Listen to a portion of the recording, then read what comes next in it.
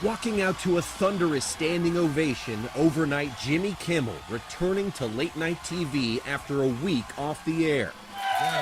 Thank you. Anyway, as I was saying before I was interrupted. Kimmel's show was suspended amid apparent threats from the Trump administration following the host's comments last Monday about the ideology of the alleged shooter in Charlie Kirk's murder. Growing emotional, Kimmel now clarifying his remarks. I do want to make something clear because it's important to me as a human, and that is, you understand that it was never my intention to make light of the murder of a young man.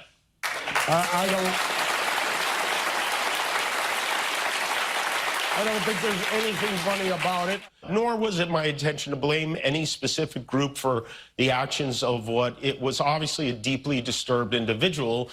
That was really the opposite of the point I was trying to make, but I understand that to some that felt either ill-timed or unclear, or maybe both. And for those who think I did point a finger, I get why you're upset. If the situation was reversed, there's a good chance I'd have felt the same way. He also praised Kirk's widow during this past weekend's memorial for her husband.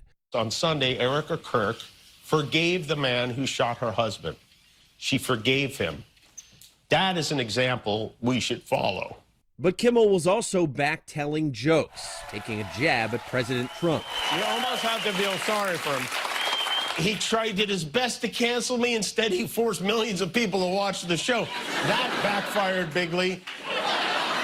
After the taping of the show, President Trump weighing in overnight, blasting ABC's decision to put Kimmel back on the air, saying his talent was never there. Why would they want someone back who does so poorly, who's not funny?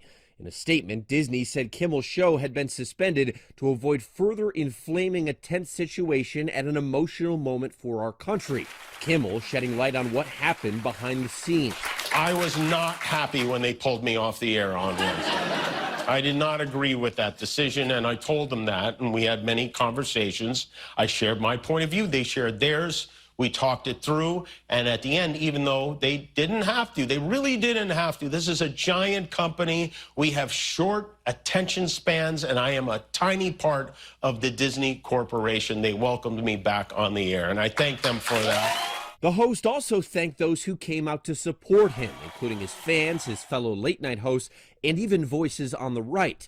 Maybe most of all, I want to thank the people who don't support my show and what I believe, but support my right to share those beliefs anyway. People who I never would have imagined, like Ben Shapiro, Clay Travis, Candace Owens, Mitch McConnell, Rand Paul, even my old pal Ted Cruz. But not everyone was able to watch. Nexstar and Sinclair, media groups that own dozens of local ABC affiliates, are still not broadcasting Jimmy Kimmel Live. Kimmel using his opening monologue to defend free speech. Look, I never imagined I would be in a situation like this. I barely paid attention in school. But one thing I did learn from Lenny Bruce and George Carlin and Howard Stern is that a government threat to silence a comedian the president doesn't like is anti-American. That's anti-American.